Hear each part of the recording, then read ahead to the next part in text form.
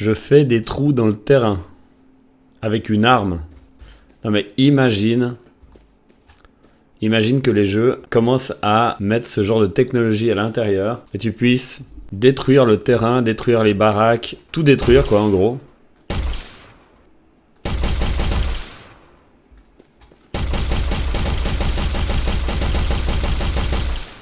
Et ensuite te déplacer dans l'environnement détruit pour tenter des embuscades par exemple. Ou te cacher, ouais voilà, simplement te cacher, tenter des embuscades.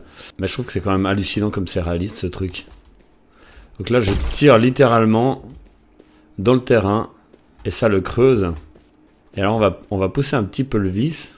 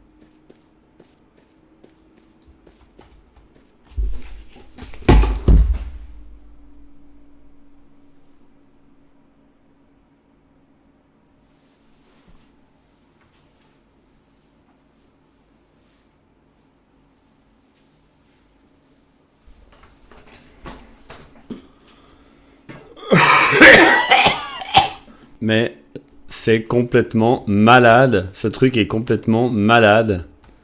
J'ai creusé un trou. J'ai creusé une caverne avec mon flingue. Et je peux passer... sous le sol, hein, évidemment. C'est le vrai sol. Et ça, comme si de rien n'était. Comme si c'était normal de faire ça dans des jeux. Ah mais imagine le potentiel. Tu peux être normal. Bon, il n'y a rien d'extraordinaire. Enfin si, c'est assez extraordinaire, mais... Je sais pas si vous avez remarqué, il y a toute une nouvelle espèce de jeu vidéo qui s'appelle un peu les voxel games. Avec des voxel world. Et en fait, l'idée, ça consiste de créer des mondes avec des micro-éléments. Le Saint Graal, ce serait que ces micro-éléments soient grands comme des pixels. À ce moment-là, le nom voxel prendrait vraiment son vrai sens. C'est-à-dire que chaque pixel 2D affiché à l'écran serait représenté, en fait, je sais pas si je dis n'importe quoi, je dis sûrement n'importe quoi, mais par des éléments 3D de la même taille qui prendraient justement l'existence dans un monde 3D et qu'on pourrait affecter avec des propriétés, par exemple la propriété de casse, par exemple, donc suite à une explosion. Et en fait, de cette manière, on pourrait modeler complètement tout l'univers, un petit peu à la manière de Minecraft. Je crois que c'est un peu quand même Minecraft qui a ouvert cette idée. Et donc, ça nous permet justement, comme ici, de pouvoir... d'ailleurs, je veux juste pas dire, mais imagine un Minecraft avec cette technologie-là, aller creuser des énormes mines et pouvoir creuser des mines comme ça. Donc là, je vais en creuser une, par exemple.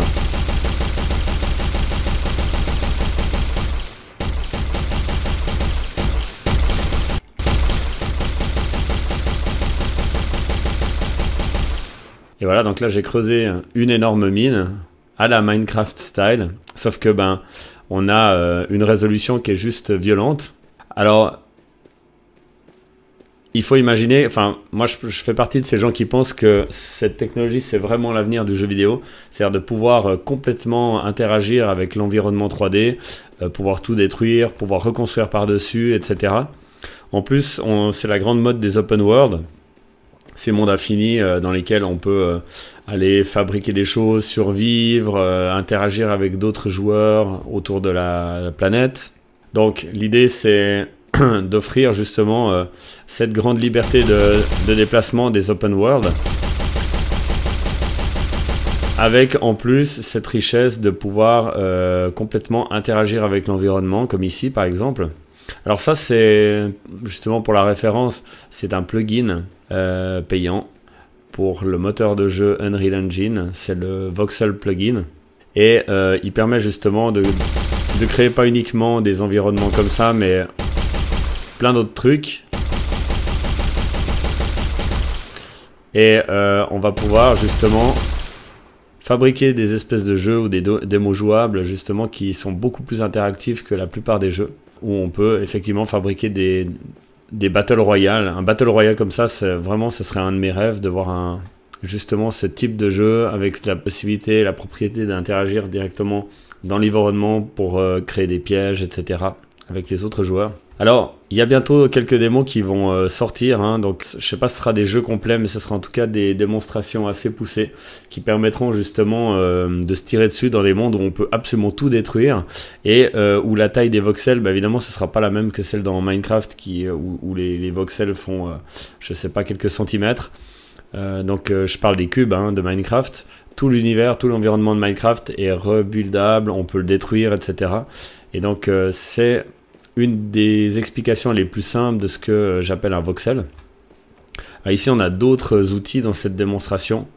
On peut justement modeler le terrain un petit peu comme ça. Ça me rappelle le paintbrush de Blender, ou même je dirais celui de ZBrush. Et on voit que là, on peut justement modeler l'environnement et aller se promener à l'intérieur. J'ai fait une espèce de tranchée. On peut aller beaucoup plus loin. Je vais vous créer une énorme cavité.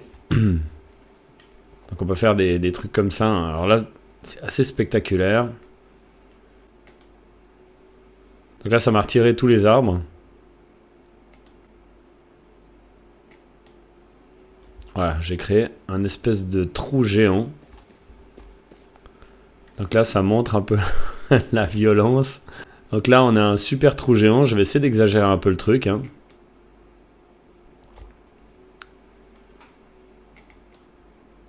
Donc là, ça va être tout à fait un puits absolument gigantesque. J'en ai pour des semaines à en sortir. Ouais, là, c'est assez violent. Des fois, ça prend pas.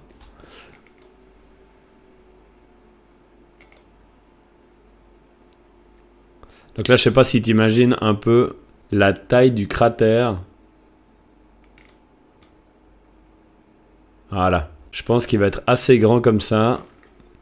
Je vais remettre mon brise-truc. Voilà, ça, c'est la taille du cratère. Assez violent, on dirait que c'est grand comme une montagne. Si par exemple, je fais un petit trou ici. Voilà, ça montre les petits cratères que j'ai fait avec le flingue, qui sont des fois assez vite grands pour pas pouvoir en sortir facilement. Et là, on a le grand cratère. Je vais essayer de me déplacer jusque dans les bords. C'est assez cool, à part ça, hein, réalistiquement parlant. C'est assez bien fait. Voilà, donc pour sortir d'un truc comme ça, la seule solution, c'est de creuser. Alors je vais creuser avec mon tools parce que ça va beaucoup plus vite. Donc je vais essayer de creuser comme ça, un petit peu à la montée. Donc là, je vais... C'est ça qui est vraiment assez hallucinant, c'est que je vais créer dans un endroit qui n'existe pas encore théoriquement au niveau informatique. Cette galerie est créée dans le néant pour pouvoir, géométriquement parlant, de manière accurate, correspondre avec la surface en haut. Et je vais me retrouver justement à sortir de cette caverne. Donc là, on peut voir, hein, c'est un sacré trou. Hein. Et puis je monte beaucoup en fait. Et je vais normalement, à un moment donné, je devrais arriver à la sortie. On va finir par voilà, revoir la surface. Et là, donc je suis à la surface. Alors ce qui va être intéressant maintenant, c'est de repérer la direction. Voilà, c'est dans cette direction. Normalement, je devrais retomber sur le cratère. Si je pars dans cette direction. Alors je vais marcher un petit bout hein, quand même. Mais on va arriver à notre fameux cratère, normalement, dans pas longtemps. Donc là, j'ai bien marché pour sortir. Et si on calculait l'angle exactement de la galerie et la distance, on arriverait très précisément ici, à la base du cratère. Donc on va regarder. J'ai déjà le vertige, rien que d'approcher. Il est énorme. C'est juste complètement hallucinatoire. La taille du truc! J'avais une gravière comme ça, énorme, près de chez moi. J'allais m'entraîner au tir avec le 22 long rifle. Et je tirais en fait, je me mettais dans un bord comme ça. Je me mettais dans un bord ici comme ça. Et je tirais de l'autre côté contre la roche. Et parfois en bas, quand il pleuvait, il y avait des espèces de petits étangs, des mini lacs. Et quand je tirais, les balles ricochaient à la surface de l'eau. C'était vraiment pas très prudent, complètement inconscient, mais ça c'est clair. C'est tout moi. Alors ici, franchement, on est tellement loin que j'arrive même pas à voir le trou là-bas en bas. On va essayer de tirer un truc. Par exemple ici, je tire dans un bord. Ouais. On va essayer de tirer plus dans un bord ici. Les parois sont tellement loin, on se rend pas compte, mais j'arrive même pas à tirer jusque contre le... C'est hallucinant. Ok, et si je tire là, voilà, donc là ça nous fait une amorce, un trou et je peux tomber. What? J'ai failli tomber là, comme un gros loser. Alors en fait, ça va pas sans nous rappeler un jeu, cette histoire là, parce que c'est pas tout nouveau hein, comme principe. Je sais pas si vous aviez déjà joué à... Maintenant ça date quand même pas mal. Moi j'étais un adepte fou de ce jeu, c'est Red Faction. Et notamment le Red Faction 2, qui était un FPS qui se passait dans les mines et qui avait cette propriété incroyable que la plupart des gens, en tout cas dans le domaine du gaming, j'ai l'impression que les jeux ont commencé à oublier cette technologie. Ah, là, on arrive à tirer dans les parois, par exemple, elles descendent un tout petit peu moins brut, donc on voit que c'est pas du bullshit, hein. Je suis vraiment en train de tirer dans la paroi et faire d'autres trous latéraux. C'est hallucinant, j'adore ce truc. Je pourrais jouer pendant 2 heures rien qu'à creuser des trous, quoi. C'est hallucinant. Et alors dans Red Faction 2, on pouvait par exemple, dans un niveau, on pouvait se retrouver à pas forcément trouver une issue, etc. Et à passer par les murs pour se retrouver dans une autre partie du niveau. On trouvait ça tellement hallucinant avec les potes avec qui on jouait à l'époque, qu'on s'était amusé à essayer d'être sûr qu'on arrivait vraiment dans une vraie pièce, on la refaisait en sens inverse, et puis effectivement, tout concordait, on pouvait la repasser dans l'autre sens depuis les murs, et c'était parfaitement accurate. Donc voilà, Red Faction, qui était un des premiers du style où on pouvait faire ce genre de choses là que je suis en train de faire. Quand on tirait, évidemment, on voyait bien les impacts de balles, ça restait longtemps. Donc ça, c'était déjà super impressionnant. Mais quand on commençait à détruire justement les murs, et donc il y avait des espaces par exemple d'entraînement où on pouvait aller, je me rappelle, on tirait dans les vitres. Les vitres se brisent à l'endroit où la balle avait atteint, ça crée une étoile, la vitre se brisait en millimètres, elle tombait par terre. Quand on marchait en fait dans les débris, on entendait les débris, et quand on tirait un obus dedans, on avait les débris de verre qui giclaient autre part, et quand on allait autre part où étaient ces débris de verre et qu'on marchait dessus, ça faisait encore du bruit de verre. Enfin, même les débris qui avaient giclé plus loin, qui étaient encore divisés, on pouvait aussi tirer dedans et ça les refaisait jeter plus loin. Et ça, c'était complètement hallucinatoire pour l'époque. Je me rappelle plus de la date maintenant.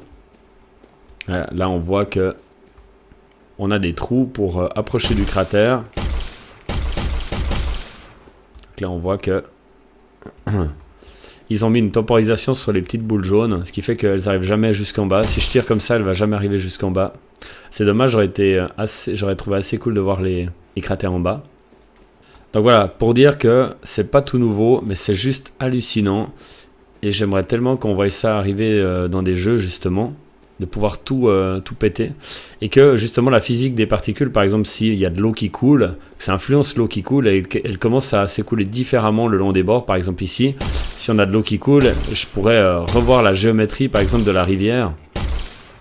Et elle finirait par s'écouler différemment si c'était une chute d'eau, par exemple. Ça, ce serait complètement phénoménal d'avoir ça dans des jeux. Je pense que c'est en train d'arriver et on parle beaucoup de voxel game, donc retenez bien ce nom-là. Mis à part les trucs de type Minecraft, parce qu'il y en a plein qui ressemblent à Minecraft, où on peut justement tout détruire, recréer des nouvelles choses, etc. Après, on n'a pas forcément un comportement qui évolue justement sur les particules, comme par exemple la fumée ou l'eau. Donc ça, c'est encore un truc à travailler. Mais on a pas mal de démos, je vous ferai justement dès qu'elles seront jouables, parce que pour l'instant elles ne sont pas encore jouables. On a des prévisions de jeux assez fantastiques, qui ne seront pas des jeux complets au début, puisqu'en fait faut encore trouver les idées de gameplay, pour appliquer ça, pas que ça devienne complètement un gadget inutile.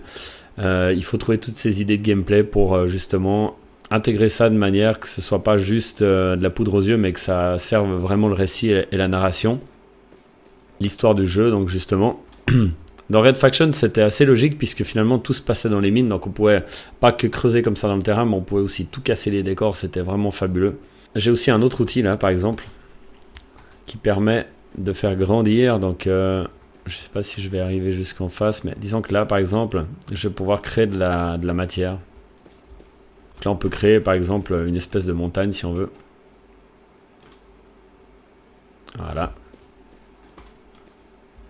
Là, j'ai créé une montagne, ce qui rajoute encore de l'altitude entre le delta de la hauteur de ça et la profondeur du trou. Bon, je pourrais pas l'escalader. Pour l'escalader, il faudrait que je dois rendre progressif les bords. Voilà. Je sais pas si ça va suffire. Ça va suffire. Et du coup, je vais pouvoir me retrouver sur ma montagne. Et là, on va pouvoir avoir une vue encore plus insaisissable sur le trou. Si je me penche trop, je sens que je vais manger. Bon, on va quand même se faire un petit saut dans le trou pour voir un peu la hauteur, hein, quand même. Ouais. Voilà. Et je me suis même pas cassé une jambe. Donc on peut continuer. Là, on retrouve donc ma fameuse galerie. Donc on voit bien que tout reste actif, hein. C'est pas comme dans ces jeux où on a les impacts de balles, puis tout d'un coup, au bout d'un certain moment, pour économiser de la mémoire, ils finissent par disparaître. Là, si je viens creuser comme ça, par exemple, je vais creuser une galerie.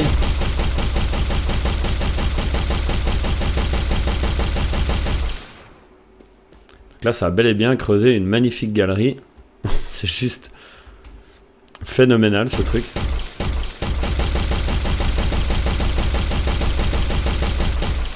Et je peux faire ça pendant des heures.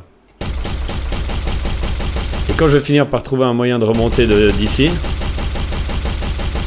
j'aurai toujours ma galerie de derrière et mon grand cratère énorme. Et j'ai pas vraiment cette impression que ça nuit beaucoup à la jouabilité ou à la mémoire du jeu.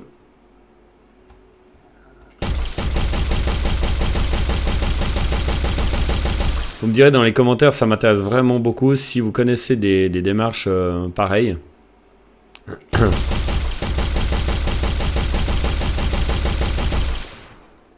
Qui seraient faites dans des jeux vidéo justement qui ressemblent un peu à ça. Donc là je suis en train de me faire vraisemblablement un voyage au centre de la Terre. Hein. Bon, d'ici que j'ai atteint, que j'ai dépassé la première écorce terrestre, j'en ai encore pour un moment.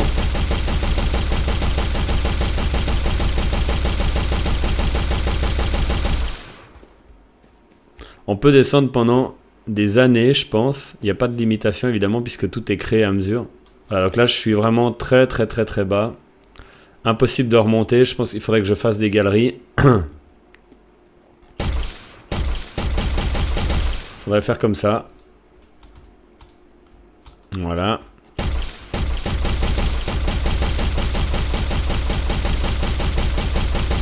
Et donc là, je suis en train de remonter. Et j'en ai pour des jours. Hein. Et c'est dur quand on est vraiment comme ça en sous-sol, de se dire, ok, est-ce que je monte ou... c'est un peu comme dans une avalanche, hein, j'ai l'impression.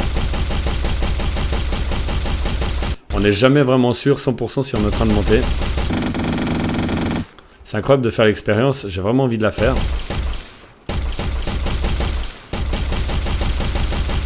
Je me sens vraiment comme un mineur. C'est sportif, hein. Parce que là, je dois remonter justement toute la cavité que j'avais creusée, la petite avec les tirs. Mais après, je dois remonter encore toute la cavité, l'énorme cratère. Donc, faut imaginer que je peux en avoir pour longtemps.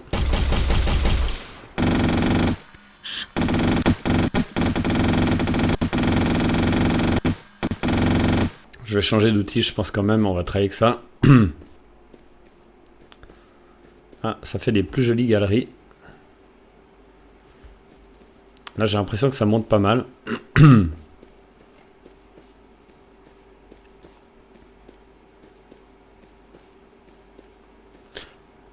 Vous me direz dans les commentaires comment vous trouvez mes trous. Est-ce qu'ils sont gros? De toute façon, je vais finir par ressortir quelque part. Après, retrouver le cratère, je garantis pas que ce soit possible. Hein. Ah, voilà. Waouh. On est sorti de ça. Ok, donc si je regarde la direction, logiquement, c'est par là. Mais alors par contre, je vais marcher un bon moment, je pense, avant de le retrouver. C'est pas dit que je le retrouve. Ah, j'ai l'impression que j'ai vu quelque chose là-bas. Ah, je crois que j'ai vu ma montagne. Il me semble que je vois un truc énorme dépasser et je vois un truc aussi bizarroïde là-bas derrière. Il faut avoir de la patience.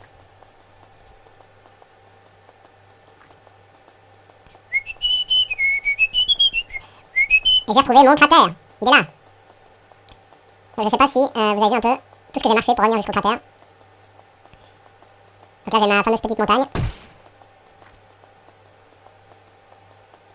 Et j'ai mon fameux cratère avec mes petits trous là-bas, mes dégâts que j'ai fait ici dans le bord, et évidemment mon trou là-bas en bas. Je vais aller vérifier qu'il est toujours là. Ça a l'air bête hein, comme ça, mais on est là pour tester. Oh waouh, le coup de vertige que ça donne. Voilà. Et là, normalement, j'ai toujours ma galerie ici transversale. On voit la lumière du jour là-bas. Et mon trou explosif. Je vais descendre là en bas. Et on va aller voir si on a toujours notre galerie. Ce qui sera tout à fait logique. Mais surtout très hallucinatoire. J'avais creusé ça vraiment comme un flibustier. Hein. Et voilà. Et là, j'arrive gentiment, à mon avis. J'avais bien creusé, hein. On est vraiment au centre de la Terre. Hein. Voilà. Et là, j'ai ma galerie latérale qui permet de remonter. Je vais évidemment pas tout remonter. Il y en a pour un moment. Mais on voit que c'est juste incroyable ce truc. Enfin, perso, moi je trouve ça incroyable. Après, il y aura d'autres personnes qui seront un petit peu plus blasées, je pense. Mais moi, j'adore ce genre de découverte. Et je pourrais jouer pendant des heures comme un gamin, c'est clair. Alors voilà, on arrive au bout de cette vidéo. Ça m'a fait plaisir de vous montrer. C'est pas un gadget, hein, ce plugin. Cette technologie. Je sais pas si c'est complètement issu de ces technologies dites de voxel. J'ai l'impression que oui, un peu quand même. Et d'où aussi le nom du plugin. Je pense que c'est pas pour rien, c'est pas du hasard. Mais en tout cas, je vous remercie d'avoir regardé la vidéo jusqu'à la fin. J'espère qu'on va avoir plein de jeux exploiter cette techno-là. Parce que je trouve ça assez incroyable. Et les possibilités sont juste infinies. Donc voilà, j'espère vraiment que ça va venir. Et puis j'espère que vous aurez passé un bon moment avec moi. Moi j'ai adoré vous montrer ça. Et voilà, si vous avez aimé la vidéo, n'oubliez pas de mettre un petit pouce bleu, ça coûte pas cher et par contre ça fait très plaisir à l'algorithme et ça me fait vraiment plaisir à moi aussi. Si vous partagez aussi la vidéo, c'est incroyable. C'est fini pour aujourd'hui. Et voilà, j'ai vu le bout du tunnel, comme on peut dire.